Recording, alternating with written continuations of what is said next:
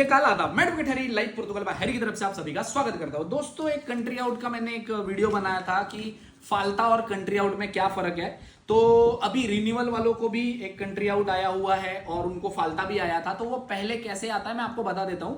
जिनका रिन्यूअल का कार्ड है उनको कंट्री आउट और फाल्ता कैसे आता है। कंट्री आउट मतलब उनका फाइल जो रिजेक्ट होता है उसकी बात कर रहा हूं मैं, ठीक है। तो सबसे पहले ये पेपर आता है, आपको यहां पे चेक कर लो आप, ठीक है। इसमें स्ट्रांगली लिखा हुआ है प्रपोस्टा इंडेफिनिमेंटो ऑडेंसिया प्रीविया, जो मैंने लास्ट वीडियो में भी एक्सप्लेन किया था वही है। ऑडेंसिया प्रीविया में उनको आया हुआ था अलोजामेंटो का डिक्लेरेशन और वो 2 साल पुर्तगाल में थे उसका प्रूफ। ये आया था उनको फाल्ता आने के बाद उनके पोर्टल पे वहां पे क्लेम करके जो है सबमिसाओ एलिगेसाओ ऐसा करके खुला हुआ था। वो खुला होने के बाद आप वहां पे डॉक्यूमेंट सबमिट करते तो आपका वो सबमिट हो जाता है, क्लेम्ड ऐसे लिख के आ जाता है। अगर आप उसको फाल्ते को क्लियर नहीं करते हो तो वहां पे नो क्लेम ऐसा लिख के आ जाता है और आपको आगे चल के जो है कंट्री आउट आ सकता है। जो कंट्री आउट कुछ इस तरीके का दिखता है, या फाइनल रिजेक्शन कहते हैं इसको। आपकी फाइल रिजेक्ट कर दी है।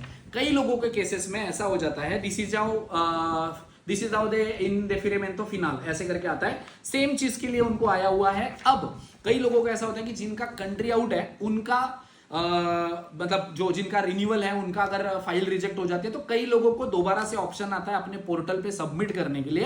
कई लोगों को कंट्री आउट लिख कर आता है, ठीक है। इसके बारे में भी मैंने वीडियोस बनाई हुई है। बट मैंने जो फर्क बताया आपको वो पहले कार्ड के लिए, या आपको फाल्ता आया था या आपको कंट्री आउट आया हुआ था या रिन्यूअल का कार्ड है, मैंने सारा एक्सप्लेन किया है।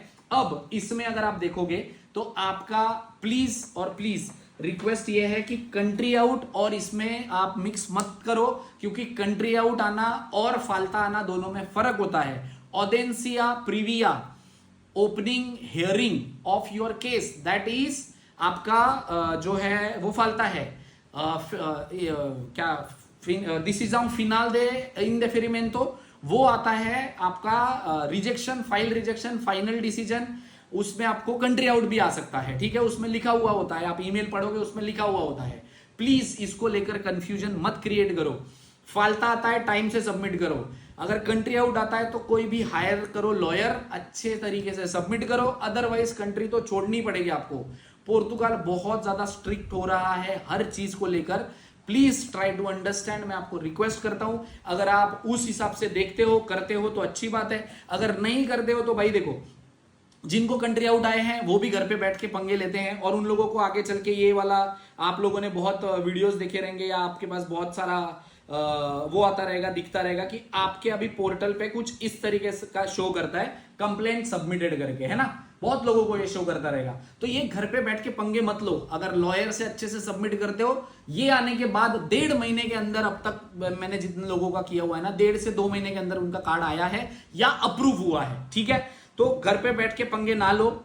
आपको अगर फाइनल डिसीजन आ जाता है, आपको कंट्री आउट आ जाता है, तो लॉयर हायर करके ही सबमिट करो। ऐसे आपको पोर्टल पे दिखता होगा तो आप अभी मुझसे कांटेक्ट मत करो। अगर ऐसा दिखता है तो आपको कंट्री आउट आता है तुरंत के तुरंत, तब कांटेक्ट करोगे तो मैं हेल्प कर सकता हूं, या आधे अधूरे में मैं काम नहीं करता हूं।